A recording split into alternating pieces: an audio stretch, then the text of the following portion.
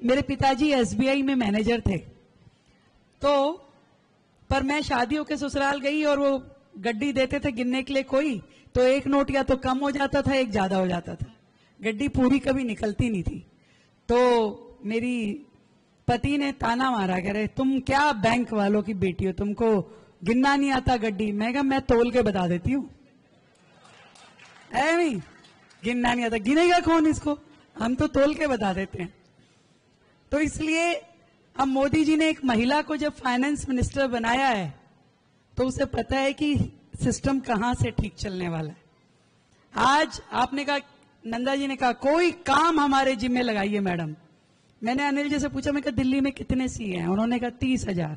मैं कहा सारे मेरे काम के हैं, मेरी सेना तो ये 30,000 लोग हैं जो दिल्ली की जनता को बार बार ये समझाएं कि आपको अपने अकाउंट्स को क्लियर रखते हुए बहुत ही ट्रांसपेरेंसी के साथ में अपना टैक्स जमा कराएं और किसी को भी कोई दिक्कत ना आए, और जितने चैनल जो बीच के करप्शन के होते हैं वो सारे खत्म हो जाएं।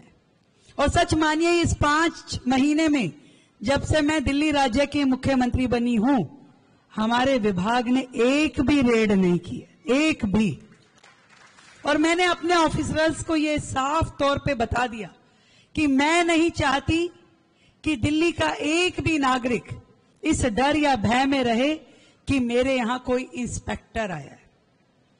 मैं चाहती हूं फेसलेस तरीके से डिजिटल पेमेंट्स हो और दिल्ली के नागरिक अपने आप अपने ड्यू टैक्सेस भरे।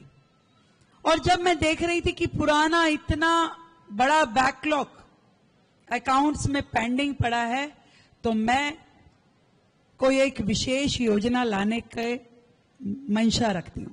पर मैं चाहती हूं कि दिल्ली के लोगों के लिए जब मैं कुछ वो पॉलिसी लेके आऊं जिसमें उनको सीधा सीधा पुरानी पेमेंट्स के ऊपर लाभ मिले, तो वो एक ही बार आएगी भाई, ये आपको समझाना होगा। वो जो एक बार आए तो नए पुराने सारे अकाउंट हम सेटल करते हैं। दिल्ली में एक नई एनर्जी के साथ, एक नई ऊर्जा के साथ शुरुआत करनी है।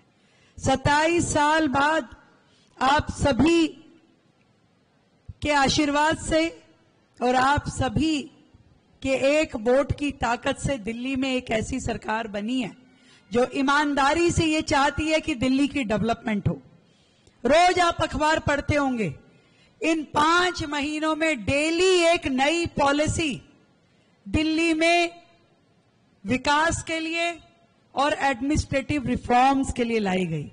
नहीं तो आप बताइए कि यह क्या संभव था कि दिल्ली की लाइसेंसिंग प्रक्रिया से पुलिस विभाग को हटाया जाना? बताइए आप लोग। वर्षों से इस लाइसेंसिंग की मल्टीपल एजेंसी सिस्टम में हजारों दुकानदार परेशान थे। एक एजेंसी से लाइसेंस लो, दूसरी से लो, तीसरी से लो, चौथी से लो। और इसी चक्कर में जब हम ये डाटा चेक करते थे कि कितने लोगों के पास जीएसटी है, तो बहुत कम मिलता था।